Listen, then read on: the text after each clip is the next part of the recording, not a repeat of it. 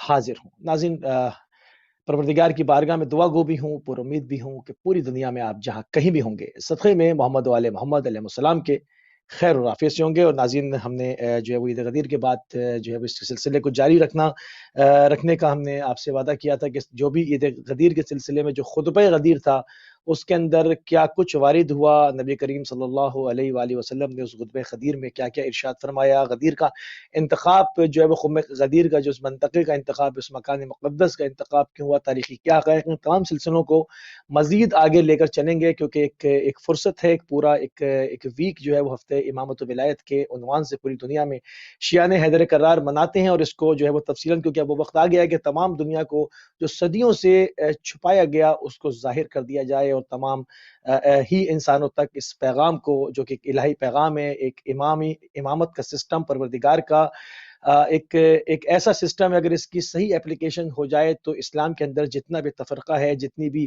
ख़ुरेज़ी हो रही है, ये तमाम चीज़ें जो है वो कंट्रोल में आ सकती हैं और एक पूरी दुनिया के सामने मिसाली निज़ाम बना के पेश किया जा सकता है, क्योंकि ये परवरदिगार की तरफ से जो है वो रिसालत माब सल्लल्लाहु अलैहि वालैहि वसल्लम के बाद ख़त्म नबुव्वत के ऊपर मोहर है। तो इस बेहतरीन मौज़ू को आगे बढ़ाने के लिए हमारे साथ मौजूद हैं हुज्जतुल इस्लाम वल मुस्लिमीन सैयद अहमद नक़वी साहब क़ौम अल मुक़द्दसा से। क़िबला आपको प्रोग्राम में खुशामदीद कहेंगे और आपकी खिदमत में सलाम अर्ज़ करेंगे। अलैकुम अस्सलाम व रहमतुल्लाहि व बरकातुहू। बड़ी मेहरबानी, मौला आपको सलामत रखे। जज़ाकल्लाह। क़िबला, थोड़ी सी तमीदी गुफ्तगू कर लें ताकि अपने मौजू से मुत्तसिल भी हो सकें और थोड़ी सी जो हमारे नए व्यूवर्स इस वक्त हमारे साथ मौजूद हैं उनके अज़ान आलिया तक जो है वो चीज़ों को क्लियर किया जाए, वहाँ पहुँचाया जाए कि ईद उल गदीर पर को जो है वो मनाने की वजूहात कौन सी हैं, मंतकी और इसमें अकली जो दलाइल हैं, क़िबला वो पेश फरमाइए। बिस्मिल्लाहिर रहमानिर रहीम। बिही नस्तईन व हुवा खैरु नासिरिन व मुईन व सल्लल्लाहु अला सय्यिदिना व नबिय्यिना अबिल क़ासिम मुहम्मद व अला आलिहि तय्यबीन अत्ताहिरीन अल मासूमीन ला सियमा बक़ियतल्लाहि फ़िल अरज़ीन रूही व अरवाहुल आलमीन लितुराबि मक़दमिहिल फ़िदा। अम्मा बअदु फ़क़द क़ाल अल्लाहु तबारक व तआला फ़ी कलामिहिल मजीद व क़ौलुहुल हक़ व हुवा अस्दक़ुल क़ाइलीन। बिस्मिल्लाहिर रहमानिर रहीम। अल यौमा यइसल्लज़ीना कफ़रू मिन दीनिकुम फला तख़शौहुम वख़शौनि अल यौमा अकमलतु लकुम दीनकुम व अतममतु अलैकुम निअमती व रदीतु लकुमुल इस्लाम दीना। सुभान अल्लाह, सुभान अल्लाह। परवरदिगार आलम, आप तमाम जिन्होंने इस महफिल का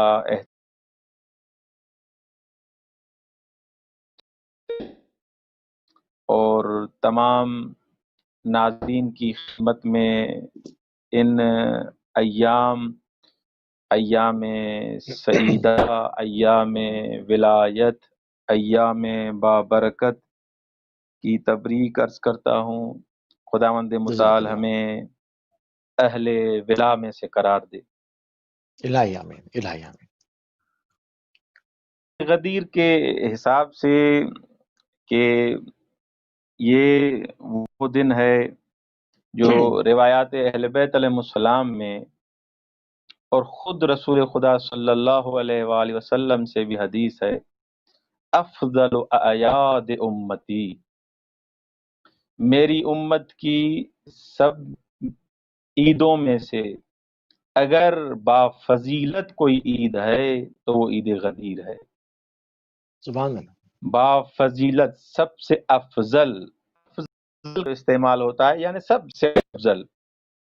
अगर ईद फित्र को, ईद कुर्बान को, जुमे के दिन को, दूसरी ईदों को अगर ईद गदीर के मुकाबले में खड़ा किया जाए तो सबसे ज्यादा मुनव्वर और बाफजील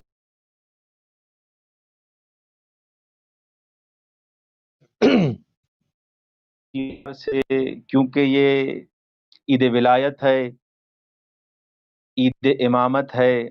हम कोशिश करें अपने घर में اس کو عید کی طرح منا،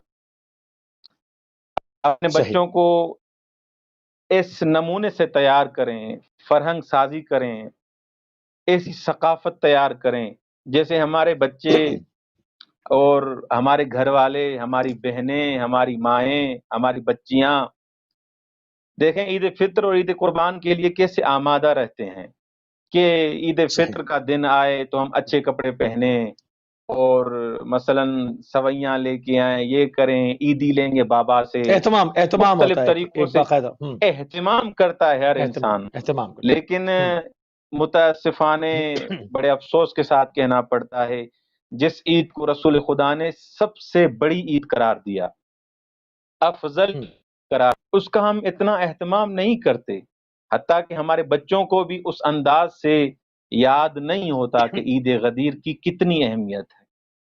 تو لہٰذا ہمیں اپنے گھر سے کام شروع کرنا پڑے گا، اپنے صحیح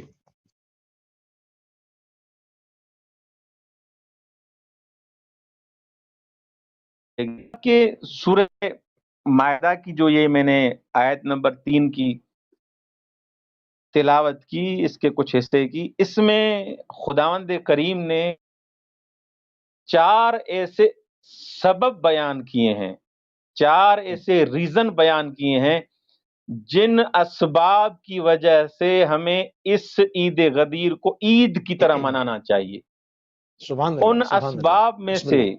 اگر کوئی ایک سبب بھی محقق ہو جائے، ایک سبب بھی، تو ہمارے لیے عید بنانے کے لیے ہو جائے، بالکل ایک سبب بھی حاصل ہو جائے تو عید منانے کے لیے کافی ہے۔ صحیح، بسم سب سے پہلے اللہ۔ اس آیت میں لفظ ہے بسم اللہ الرحمن الرحیم، الیوم یئس الذین کفروا، الیوم، الیوم سب شیعہ ہوں یا سنیوں، سب مفسرین کا اس بات پر اتفاق ہے کہ الیوم سے مراد عید غدیر ہی ہے، ادھر کوئی اور دن مراد نہیں۔ جہاں پر تکمیل دین کا اعلان ہو رہا ہے۔ الیوم یئس الذین کفروا، آج کے دن کافر مایوس ہو گئے، بے شک بے شک، یعنی سبحان یہ اللہ۔ وہ دن ہے عید غدیر، دشمنان اسلام جو دین کے دشمن ہیں وہ مایوس ہوتا ہے اس دن جس دن رسول خدا نے یہ خطبہ دیا، صلی خطبہ اللہ علیہ غدیر وسلم، صلی اللہ علیہ وآلہ وسلم۔ علیہ وسلم، تو اللہ صلی اللہ جیسے ہی کچھ لوگ آگے چلے تو چھوٹے چھوٹے لوگ کچھ دھاڑے مار کے رو رہے تھے، بلند آواز سے گریا کر کے رو رہے تھے اور اپنے سر میں مٹی ڈال رہے تھے، ریت ڈال رہے تھے، مٹی ڈال رہے تھے۔ تو کسی نے پوچھا کہ آپ کو کیا ہوا ہے؟ ما بکم، یہ آپ کا حشر، آپ کا یہ کس نے بنایا ہے، آپ کو کس چیز نے رلایا ہے؟ تو دروا کے وہ شیطان کے چھوٹے چھوٹے چیلے تھے، وہ جو چھوٹے چھوٹے وہ جو افراد بیٹھے ہوئے تھے وہ شیطان کے چیلے تھے۔ ارے بھائی آپ کو کس نے رلایا؟ ایک کیوں دھاڑے مار کے رو رہے تھے؟ نماز کا پیغام آیا آپ نہیں رو رہے تھے، زکوٰۃ کا پیغام آیا تھا آپ نہیں رو رہے تھے، کس چیز نے آپ کو رلایا ہے؟ سبحان اللہ۔ تو انہوں نے کہا کہ آپ کو پتا نہیں کہ ہمیں یہ امید تھی کہ رسول خدا صلی اللہ علیہ وسلم اس دنیا سے چلے جائیں گے تو ہم ان لوگوں کو منحرف کرنے میں کامیاب ہو جائیں گے، جب رسول خدا ہی نہیں ہوں گے تو ان کو کون بچائے گا؟ پھر ہم ان کو آسانی سے منحرف کریں گے، گمراہ کریں گے اور اپنا کام کریں گے۔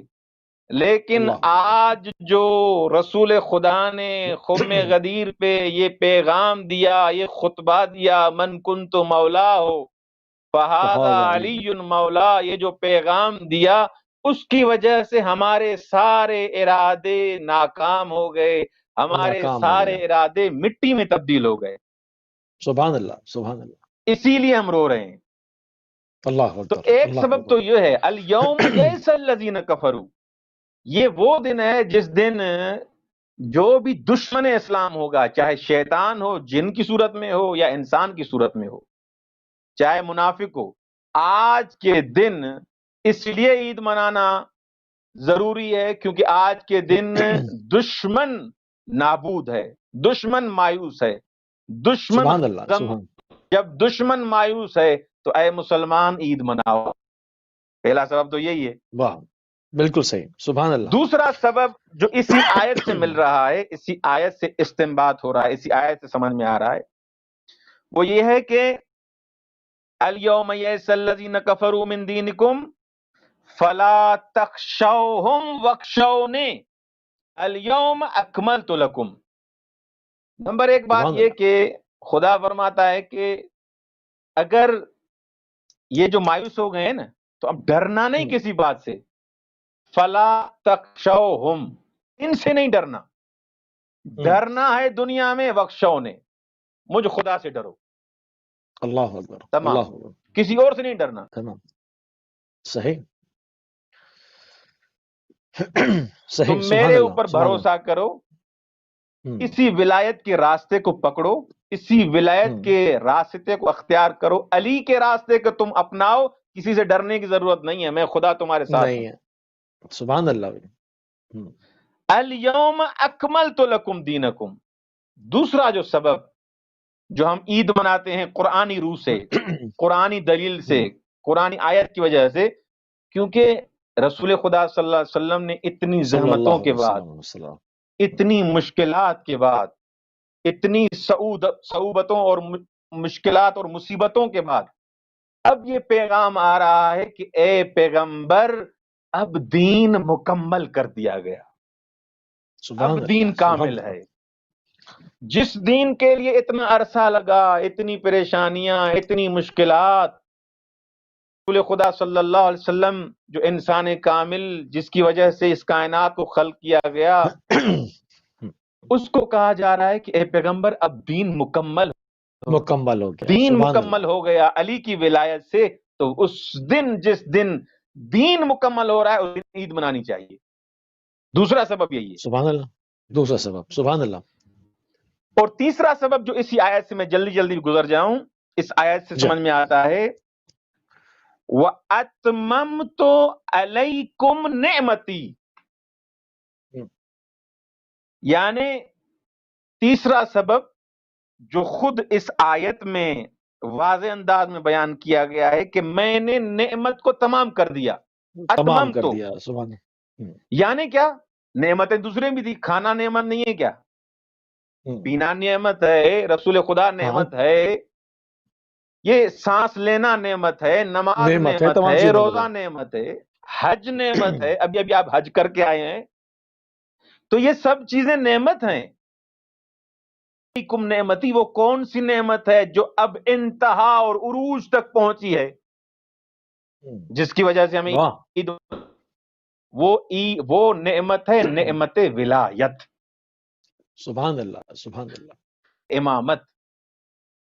اے مسلمان، اب تم کو نعمت جو تمام انتہائی اعلی مرحلے سے تمہیں پہنچائی گئی ہے، تمہیں امامت، امام جیسا عظیم تحفہ تمہیں دیا گیا علی ابن ابی طالب کی صورت میں، کہ سبحان اللہ۔ تم مسلمان، تمہیں شکریہ ادا کرنا چاہیے، تمہیں عید منانا چاہیے، عید منانی چاہیے کہ تم کو علی جیسا امام ملا ہے، تمہیں علی جیسا بے شک، رہبر سبحان ملا اللہ، ہے، تمہیں اللہ علی اکبر، ابن ابی اللہ طالب اکبر، جیسا لیڈر ملا ہے۔ جب اس جیسا سبحان لیڈر اللہ، ملا ہے تو تمہیں کیوں نہ عید منانی چاہیے۔ تیسرا واہ، سبب سبحان اللہ۔ تیسرا سبب، سبحان اللہ۔ جس کی تو علیکم نعمتی ہے، نعمتیں جہاں پر ولایت آ جائے، جہاں پر امامت آ جائے، امامت سے بڑی کوئی نعمت ہے ہی نہیں۔ ہے ہی تو نہیں، جب سبحان اللہ، سبحان اللہ۔ امامت علی ابن ابی طالب کی صورت میں نبی تمہیں طالب علیہ ملی، السلام علیہ وسلم، مولا علی امام ملے، اب تم پر حجت قائم کر دی گئی، اب تم عید مناؤ۔ سبحان اور اللہ۔ چوتھا سبب جس کی وجہ سے ہم عید مناتے ہیں، عید غدیر کو، وہ یہ ہے کہ وَرَضِيتُ لَكُمُ الْإِسْلَامَ دِينًا۔ واہ، آپ خود اندازہ اور آج لگائیں، راضی ہو کیا؟ خود اندازہ بہت لگائیں اہم نقطہ کہ ہے، حج کا بہت اہم پیغام نقطہ ہے۔ آیا، نماز کا پیغام آیا، ہاں اتنے پتھر رسول خدا نے جھیلے، کتنے صحابی شہید ہو گئے، دعوت العشیرہ، یہ روزے، بہت بہت نمازیں، اتنے ساری مشکلات اور پیغامات، احکامات، فروع، اصول، سب پیغامات پہنچ گئے۔ اللہ نے سبحان یہ نہیں اللہ، فرمایا رضیت لکم الاسلام دینا۔ دینا، جب مولا سبحان علی اللہ، ابن سبحان ابی طالب علیہ الصلوۃ والسلام الصلاۃ والسلام، کی ولادت اور امامت کا پیغام پہنچایا گیا، بلغ کا پیغام جب پہنچایا گیا، من کنت مولا کا اللہ، پیغام جب پہنچایا گیا، اب اللہ سبحان اللہ، فرما رہا سبحان ہے اللہ، رضیت لکم الاسلام دینا، تم اب اسلام اس دینا، سبحان اسلام، اللہ، اب اس دین سے میں راضی ہوں، راضی ہو گیا، اب میں سبحان اس اللہ، دین سبحان سے اللہ، راضی ہوں۔ جب میں اس دین سے راضی ہوں تو کیوں نہ ہم خوشی منائیں کہ جب مولا علی کی صورت میں جب ہمیں ولایت عطا کی گئی، مولا کی، مولا ہمارے امام بنے اور خدا راضی ہو گئے، جب خدا راضی ہو تو ہر مومن کو عید منانی چاہیے۔ چوتھا سبب سبحان اللہ، جس کی وجہ سے ہم مومنین مسلمان سارے عید مناتے ہیں، سب کو عید منانی چاہیے، رضیت لکم اسلام دینا، سبحان اللہ۔ یہ چار جو ہے وہ بہترین آپ نے اس کے جو ہے وہ اس دین توجیحات سے بیان راضی ہے۔ کی۔ بالکل، چار آپ نے یہ بہترین توجیحات بیان کی کہ عید منانے جو ہم عید غدیر مناتے ہیں اس کی وجہ کیا ہے، اس کے عقلی اور قرآنی جو ادلہ ہیں، جو دلائل ہیں، قرآنی جو ہے وہ برہان ہے، وہ آپ نے پیش کی لوگوں کے سامنے۔ قبلہ غدیر کے پیغام کے بعد تاریخ کیا کہتی ہے، کون کون سے واقعات، اگر کیونکہ وقت ہمارے پاس کم ہے اور ہم تیزی کے ساتھ گزر رہے ہیں، کون کون سے واقعات رونما ہوئے اس غدیر کے بعد، تاریخ کیا بتاتی ہے؟ آغا غدیر سے پہلے جو واقعات اور تیاری اور آمادگی کی گئی ہے خود غدیر کے لیے، اس کے لیے میں عرض کروں کہ دیکھیں رسول خدا صلی اللہ علیہ وسلم کی وفات سے 70 دن پہلے یہ واقعہ ہوا ہے، عید غدیر کا۔ صحیح، تو اس کی اہمیت سے صحیح، آپ خود اندازہ لگائیں، ہجرت کے 10ویں سال اور رسول خدا صلی اللہ علیہ وسلم کی وفات سے 70 دن پہلے یہ مولا علی بن ابی طالب علیہ الصلوۃ والسلام کی ولایت کا اعلان ہو رہا ہے۔ رسول خدا صلی اللہ علیہ وسلم کو 2 پیغامات یہاں پر پہنچانے ہیں، 2 پیغامات در واقع رہ گئے ہیں۔ ایک یہ کہ جب رسول خدا مدینے سے نکل رہے ہیں تو روایات میں ملتا ہے تو رسول خدا نے کونے کونے میں جہاں جہاں تک اسلام پھیلا ہوا تھا پیغام پہنچایا کہ میں اس دفعہ پریکٹیکلی حقیقی معنی میں حج کرنا سکھاؤں گا، حج کیسے کیا جاتا ہے، حج کے کیسے کیا مناسک جاتا ہے؟ سکھاؤں صحیح، گا میں۔ صحیح، 70 اتنا اعلان، یہ اس انداز سے اتنا اہتمام کیا گیا، چلے ہیں دوسرے شہروں سے تو الگ، فقط 70,000 افراد مدینے سے رسول خدا کے ساتھ آئے ہیں۔ تو رسول خدا جیسے ہی مکے میں وارد ہوئے تو قربانی کی جانور بھی لے کے آئے، اور کچھ افراد قربانی کی جانور نہیں لے کے آئے، حالانکہ رسول خدا نے فرمایا ہوا تھا کہ قربانی کی جانور لے کے آئیے گا، بغیر قربانی کے کام نہیں چلے گا، قربانی دینا ضروری ہے ورنہ حج نہیں ہوگا۔ صحیح، تو رسول خدا صلی اللہ علیہ وسلم نے فرمایا جو قربانی نہیں لے کے آئے وہ احرام سے خلا ہو جائیں، تخلیہ والسلام۔ تو انہوں نے کہا کہ یا رسول اللہ آپ احرام میں ہیں اور ہمیں کہہ رہے ہیں کہ احرام سے ہم تخلیہ ہو جائیں، احرام اتار دیں۔ تو رسول خدا نے کہا کہ حج کا حکم کس نے دیا تھا؟ یا رسول اللہ آپ نے۔ احرام اتارنے کا حکم کون دے رہا ہے؟ یا رسول اللہ آپ۔ پھر کہہ رہے ہیں کہ چونچرا کیوں کر رہے ہیں؟ بالکل صحیح، اگر قربانی نہیں کرو گے تو احرام اتارو۔ اب یہ اس حالت میں مولا علی ابن ابی طالب والسلام جیسا کہ اس وقت رسول خدا کے ساتھ نہیں تھے، مولا علی ابن ابی طالب یمن گئے ہوئے تھے تبلیغ کے لیے، اور مولا علی ابن ابی طالب علیہ الصلوۃ والسلام یلملم ایک میقات ہے، اس میقات سے محرم ہوتے ہیں اور سیدھا رسول خدا کے محضر میں آتے ہیں۔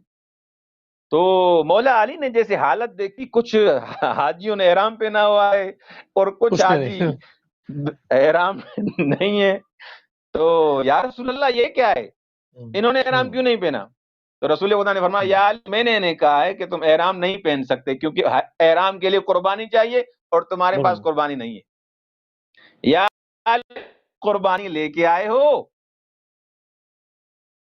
تو مولا علی ابن ابی طالب علیہ السلام نے فرمایا کہ یا رسول اللہ میں 30 قربانیاں لے کے آئے ہوں۔ مولا علی ابن ابی طالب علیہ السلام کے ساتھ اس وقت 5000 افراد تھے جو یمن سے آئے تھے، کیونکہ رسول خدا صلی اللہ علیہ وسلم پہ 5000 افراد مولا علی یمن سے آئے تھے، یمن سے لے کے آئے تھے۔ تو 30 افراد جو ہے 30 قربانیاں خود مولا علی ابن ابی طالب اپنے ساتھ لے کے آئے تھے۔ اب توجہ کیجئے گا جس نقطے کی طرف میں اشارہ کر رہا ہوں، بسم اللہ، حاجی کافی ایسے ہیں جن کو احرام نہیں ہے، یعنی اس طرح حج انجام نہیں دے پائے جس طرح رسول خدا نے حج انجام دیا۔ در واقع خدا کو، قدرت خدا کو بھی یہ منظور تھا، یہ مصلحت تھی کہ میرا جانشین یعنی رسول خدا کا جانشین خلیفہ الہی وہ ایسے حج انجام دے جیسے رسول خدا نے انجام دیا ہے۔ سبحان اللہ۔ اس میں بھی مماثلت مولا علی کے ساتھ۔ اچھا، جب یہ حج انجام دے دیا رسول خدا نے بھی، مولا علی ابن ابی طالب علیہ السلام نے بھی، تو آپ کے محضر میں عرض کروں کہ حج کے ایام گزرے، رسول خدا خیمے میں تھے، حج کے ایام گزر گئے، حج کے دن گزر گئے، کیونکہ 10-11 کے بعد حج کے دن گزر جاتے ہیں۔ اچھا، رسول خدا خیمے میں تھے تو بڑا شور ہوا، کیا ہوا؟ سب رسول خدا صلی اللہ علیہ وسلم کے خیمے کے پاس آئے تو رسول خدا خیمے سے مسکراتے ہوئے باہر آئے۔ سب پوچھ رہے تھے یا رسول اللہ کیا ہوا ہے، آج بہت آپ خوش نظر آ رہے ہیں، وجہ کیا ہے؟ کوئی نیا پیغام ہے، کوئی نیا حکم اللہ کی طرف سے نازل ہوا ہے؟ تو رسول خدا صلی اللہ علیہ وسلم نے فرمایا کہ میرے بھائی علی ابن ابی طالب علیہ السلام کی شان میں ابھی جبرائیل امین اللہ، امین وحی اللہ، یہ آیت لے کے نازل ہوئے ہیں۔ کون سی؟ انما ولیکم اللہ ورسولہ والذین آمنوا الذین یقیمون الصلاة ویؤتون الزکاة وہم راکعون۔ تو سننے والوں نے کہا کہ یا رسول اللہ یہ کیسے؟ یہ آیت حضرت علی ابن ابی طالب کے شان میں کیسے؟ ہمیں بھی سمجھائیے کہ مولا علی کے شان میں یہ آیت کیسے نازل ہوئی؟ کیونکہ کافی افراد کو اس ٹائم بھی مولا علی ہضم نہیں ہو رہے تھے، بلاخر آج تک نہ ہوئے۔ تو مولا علی اللہ ہمیں بتائیے کہ یہ کیسے مولا علی کے بارے میں نازل ہوئی ہے؟ رسول خدا نے فرمایا آئیں میرے ساتھ، آئیں، چلتے ہیں مسجد الحرام۔ اچھا، مسجد الحرام میں سب آئے تو وہاں پر دیکھا کہ ایک فقیر ہے، اس کے ہاتھ میں انگوٹھی ہے۔ ارے بھائی یہ انگوٹھی، رسول خدا صلی اللہ علیہ وسلم نے پوچھا یہ انگوٹھی کہاں سے ملی؟ یا رسول اللہ یہ انگوٹھی مجھے مولا علی نے دی ہے، اور میں پریشان تھا، میں نے کئی افراد سے سوال کیا تھا کہ میں فقیر ہوں اور مجھے ضرورت ہے اس چیز کی، جیسے ہی میں نے مسجد میں صدا دی مولا علی ابن ابی طالب علیہ السلام نے یہ انگوٹھی مجھے دے دی۔ در واقع مولا علی ابن ابی طالب علیہ السلام کا اس وقت انگوٹھی دینا اور غدیر آیت ولایت کا نازل ہونا، یہ آیت ولایت ہے، انما ولیکم اللہ ورسولہ، یہ اس آیت کو آیت ولایت کہا جاتا ہے کہ اتنا اہتمام کیا جا رہا ہے۔ اہتمام کون کر رہا ہے؟ خداوند متعال، کہ اس فقیر کو انگوٹھی دی جا رہی ہے، اور انگوٹھی دینے کے بعد اللہ کو اتنا یہ کام پسند آیا، مولا علی کا یہ فعل اتنا پسند آیا یہ انگوٹھی دینا کہ قرآن کی آیت بنا دیا، قرآن کی آیت نازل ہو گئی۔ اور قرآن کی آیت جو نازل ہوئی تو در واقع اس میں ایک اور پیغام بھی ہے جو اس کو میں بیان کروں اور اس کے بعد پھر اگلے سوال کی طرف آتے ہیں. وہ یہ کہ دیکھیں ولی اور امام وہ نہیں جس کا فقط اللہ کے ساتھ رابطہ ہو. نہیں، ولی وہ ہوتا ہے جو عبادت جیسی عظیم حالت میں بھی خلق خدا سے غافل نہ ہو. سبحان اللہ، مخلوق سبحان خدا اللہ، سے بہت غافل نہ ہو، غافل نہ اللہ ہو. کی مخلوق سے غافل نہ ہو، اس کا رب تو ہو مخلوق سے بھی خدا سے بھی، کیونکہ سبحان یہ اللہ، امام ہوتا ہی واسطہ فیض ہے. یہ ایک کڑی سبحان ہوتی ہے اللہ. جو اللہ سے ملاتی ہے انسان کو. تو مولا نے انگوٹھی دے کے یہ بتایا کہ ولوئیں کہ میں نماز میں ہوں لیکن خلق خدا سے غافل نہیں ہوں. اور نہیں یہ ہوں. بارے سبحان میں اللہ، سبحان اللہ. یہ آیت نازل ہوئی ہے کہ یہ خلق کا مخلوق کے ساتھ جو رابطہ ہے وہ اس رابطے کا نام امامت و ولایت ہے. سبحان اللہ، سبحان اللہ. تھوڑی سی گفتگو کو جو ہے وہ ناظرین مزید جو ہے وہ آگے بڑھائیں گے تاکہ اس میں سے اور ابواب جو وہ کھل سکیں اور جو عوامات ہیں اور اشکالات ہیں ان کا جو ہے وہ تدارک ہو سکے، ان کا ازالہ کیا جا سکے. ولایت مولا امیر المومنین حضرت علی بن ابی طالب علیہ الصلوۃ والسلام کا اعلان مکے میں قبلہ جو ہے وہ ہم دیکھتے ہیں کہ نہیں ہوتا. اس کے مکان مقدس کا انتخاب غدیر خم یعنی منطقہ غدیر کو انتخاب کیا جاتا ہے. اس کی کیا اہمیت ہے، اس کی کیا وجوہات ہیں، کیوں اس منطقے کا انتخاب کیا گیا، اس مکان مقدس خم غدیر کا؟ جی آگا اس کے بارے میں بھی بہت بہترین سوال ہے کہ رسول خدا صلی اللہ علیہ وسلم مسجد الحرام سے کوئی اچھی جگہ نہیں ہے، کعبے سے اچھی جگہ کوئی نہیں ہے، بیت اللہ ہے، حرم اللہ ہے. وہاں پر اس حکم کو بیان کرتے سوال تو ذہن میں آتا ہے، وہاں پر حکم کو بیان کرتے کسی میقات پہ بیان کر دیتے، کسی مناسک کے حج میں کسی عمل کو انجام دیتے وہاں پر اس حکم کو اجرا کر دیتے. لیکن جو ایک چیز ذہن میں آتی ہے، ہو سکتا ہے ایک احتمال ہے، وہ یہ ہے کہ دیکھیں آپ خود فقہ کی کتابیں اٹھا کے دیکھیں گے، فقہ کی کتابیں جیسے لمحہ ہے یا دوسری کوئی کتاب، تو اس میں دیکھیں کہ حج کی جو کتاب ہے بہت بڑی کتاب ہے. اس کے اعمال، اس کے احرام میں کون سی چیز کرنی چاہیے، احرام میں کون سی چیز نہیں کرنی چاہیے، میقات کون سی ہے، طواف میں کیا کرنا چاہیے، منا میں کیا کرنا صحیح. چاہیے، مزدلفہ میں کیا کرنا چاہیے، بڑے سارے سارے اعمال ہیں، احکامات. طواف کے سارے احکامات ہیں.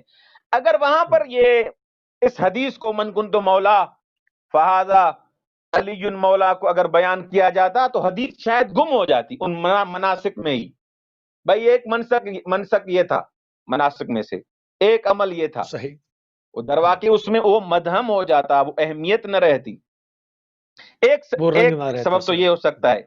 اچھا، صحیح. لیکن اس کو جب اتنے اہتمام کے ساتھ بیان کیا گیا کہ آج تک غدیر خم محفوظ ہے، اور فقط شیعہ نہیں، اہل سنت بھی اس حدیث غدیر کو کہتے ہیں کہ اس میں حدیث غدیر میں کوئی شک نہیں ہے. سب کہتے ہیں کہ حدیث غدیر متواتر ہے، تواتر کے ساتھ نقل ہوئی ہے، تواتر کے ساتھ. اہل سنت بھی کہتے ہیں. خود ڈاکٹر طاہر القادری کی جو کتاب ہے ابھی آپ نے دیکھی ہوگی، السیف الجلی علی منکر ولایت علی، السیف الجلی علی منکر ولایت علی، یہ خود اس ساری جو یہ کتاب ہے، جو بھی کتاب پڑھے گا یہ ساری کتاب حدیث غدیر کے بارے میں، ساری کتاب. اگر مناسک حج میں ہوتا تو مناسک حج میں سے ایک منسک ہوتا نا، لیکن یہ فوکس، یہ اہتمام، یہ الگ سے رسول خدا کا سارا یہ بیان کرنا، یہ خود سبب ہے کہ کیوں اس کو الگ بیان کیا گیا، اس مکے میں اور اس جگہ خاص بیت اللہ میں کیوں نہیں بیان کیا. اچھا، رسول خدا صلی اللہ علیہ وسلم جیسے ہی مکے سے باہر نکلتے ہیں، اچھا تو خود جو مکے والے آدمی تھے تو مکے والے رہ جاتے نا مکے میں رہے نہیں، وہ مکے کے رہنے والے خود رسول خدا کے ساتھ آئے. تو جوفا کا ایک مقام ہے، اس سے کہتے ہیں 3-4 کلومیٹر تھوڑا آگے. اچھا، وہاں جو 3-4 کلومیٹر کا جو مقام اس سے آگے، اس کا نام ہے غدیر خم. صحیح. غدیر خم. غدیر اس جگہ کو کہتے ہیں جہاں پر پانی جمع ہو. غدیر عربی میں اس جگہ کو کہتے ہیں جہاں پر پانی، تالاب ہو، پانی جمع ہو، اس جگہ کو غدیر کہا جاتا ہے. یہ عربی ڈکشنری کوئی بھی آپ اٹھائیں تو غدیر کا آپ کو یہ معنی ملے گا. اور خم جو ہے، ہمارے یہاں خم کا تو پتہ نہیں، مقرر اور خطیب حضرات عجیب و غریب معنی کرتے ہیں، لیکن خم جو ہے اس کا عربی حساب سے اس جگہ کو کہتے ہیں جو بہت زیادہ صاف ہو. مثلا آپ اگر گھر کی صفائی کریں، اس کے بالکل کوئی تنکا بھی نہ چھوڑیں، بالکل چمکے آپ کا گھر، کوئی بھی آئے وہ کہے کہ بھائی بالکل صاف ہے، آپ کا گھر تو چمک رہا ہے. تو اس حالت کو جب صفائی اتنی کی جائے کہ کوئی بھی ذرہ بھی خاک کا نہ ہو اور کوئی بھی خرابی نہ ہو، کوئی بھی میل کچیل کچھ بھی نہ ہو، جو بالکل صاف زلال جو چیز ہو، اس کو کہا جاتا ہے خم. عربی میں وہ کہتے ہیں خم اس کو. صحیح. اچھا، اس غدیر خم کو غدیر خم کیوں کہا جاتا ہے؟ وہ اس لیے کہا جاتا ہے کہ وہاں پر جہاں پر رسول خدا صلی اللہ علیہ وسلم نے جہاں خطبہ دیا ہے، خطبہ غدیریہ، وہاں پر جو پانی تھا، وہ جو تالاب، وہ بہت صاف اور زلال تھا، پاکیزہ تھا، صاف ستھرا تھا، شیرین کہ اس غدیر جہاں پر تالاب تھا، سب نے کہا غدیر خم، بہت صاف ستھرا پانی. اسی وجہ سے اس غدیر اس جگہ کو، اس جگہ کا نام پڑ گیا کیا؟ غدیر خم. جی جی صحیح. تھوڑا سا آگے جو ہے وہ بڑھائیں گے خطبہ غدیر کے اوپر، تھوڑی سی قبلہ روشنی ڈالیں، اس کے اندر اس کے کیا اہم مطالب تھے، کیونکہ ٹائم بھی جو ہے وہ کم ہوتا چلا جا رہا ہے، تقریباً 8-9 منٹ ہمارے پاس موجود ہیں. تو خطبہ غدیر میں جو کچھ رسول کریم صلی اللہ علیہ وآلہ وسلم نے ارشاد فرمایا، ایک طویل خطبہ ہے، مگر اس کے کچھ اہم مطالب اور اہم پوائنٹس ہم چاہتے ہیں کہ اپنے نوجوانوں تک پہنچائیں. جی، اگر اس صاف جگہ کا انتخاب اس لیے کیا گیا، اس کا نقطہ رہ گیا تھا، میں ضروری سمجھتا ہوں بسم اللہ کہ میں اس صاف جگہ کو انتخاب اس لیے کیا گیا کہ میں اس ایسی جگہ کا انتخاب کروں جو صاف ہو، کیونکہ میرا جو ولی ہے، میرا جو وسیع ہے، وہ بھی ایسا صاف ہے کہ اس میں کوئی بھی دھبا نہیں ہے، نہ شرک کا، نہ نفاق کا، نہ کفر کا. تو جگہ بھی ایسی ہو جو صاف ہو، زلال ہو، کیونکہ میرا نائب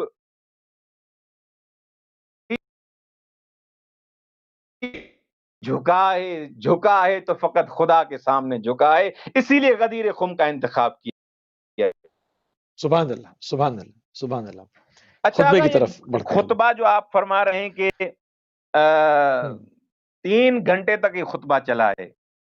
جی ہاں، طویل خطبہ، تاریخ نے کہا کہ طویل خطبہ ہے. بڑی گرمی جو آپ نے پڑھا ہے، وہ ساری جو تفصیلات ہیں اس میں نہیں جانا چاہتا.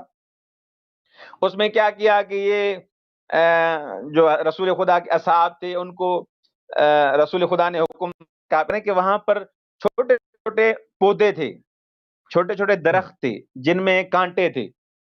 تو رسول خدا نے فرمایا دیے گئے تو پتھر جو غدیر خم کی جگہ تھی بالکل سیدھی نہیں ہے، سیدھا جو جیسے میدان ہوتا ہے ایسے سیدھا میدان نہیں تھا، بلکہ یہ اوپر سے نیچے تھی، اوپر سے نیچے کی طرف تھی. اور ممبر جو بنایا رسول خدا نے وہ اوپر کی طرف بنایا تھا. صحیح، یعنی پالان جو تھا اوپر کی طرف بنایا. جی، آواز آ رہی ہے؟ جی ہاں، صاف آ رہی ہے. جی، تو رسول خدا صلی اللہ علیہ وسلم جو ممبر بنایا وہ اوپر بنایا. کیوں بنایا اوپر؟ دیکھیں اس میں بھی ایک نقطہ ہے، کیونکہ 15-20 لوگ تو تھے نہیں. کچھ کہہ رہے ہیں 1,20,000، کچھ کہہ رہے ہیں 1,24,000، کچھ کہہ رہے ہیں 1,60,000 افراد تھے. تو وہ کوئی ایسے نہ کہے کہ ہم نے نہیں دیکھا کہ مولا علی ابن ابی طالب علیہ الصلوۃ والسلام کا ہاتھ بلند کر کے رسول خدا نے من کنت مولا کہا. اسی جگہ پہ رسول خدا کھڑے ہو گئے کہ سب نے دیکھا، کیونکہ بالکل اوپر سے نیچے کی طرف زمین تھی. سبحان اللہ. تو حضرت سلمان اور یہ ابو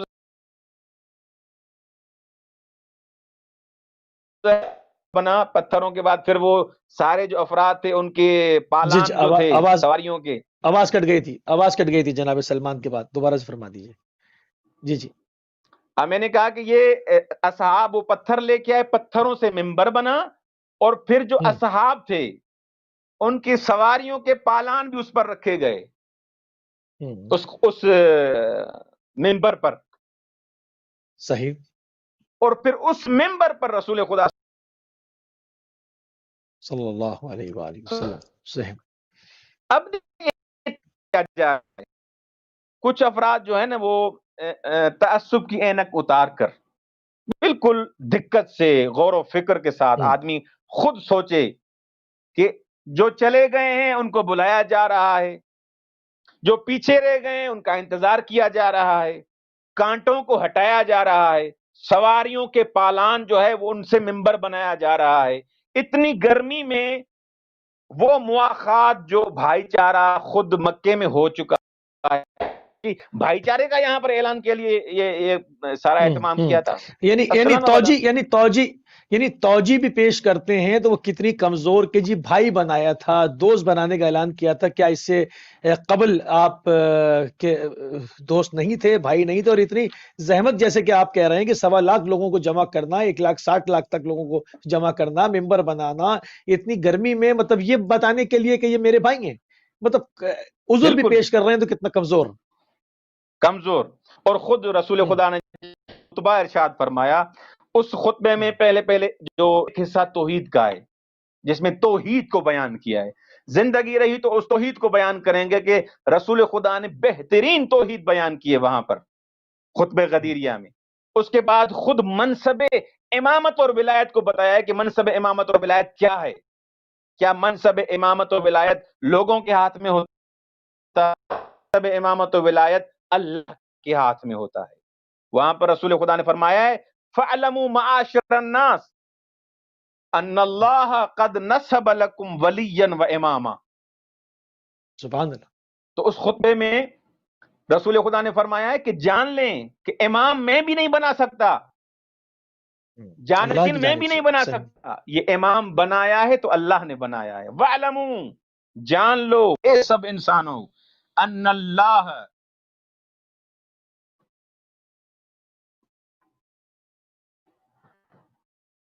یا اللہ.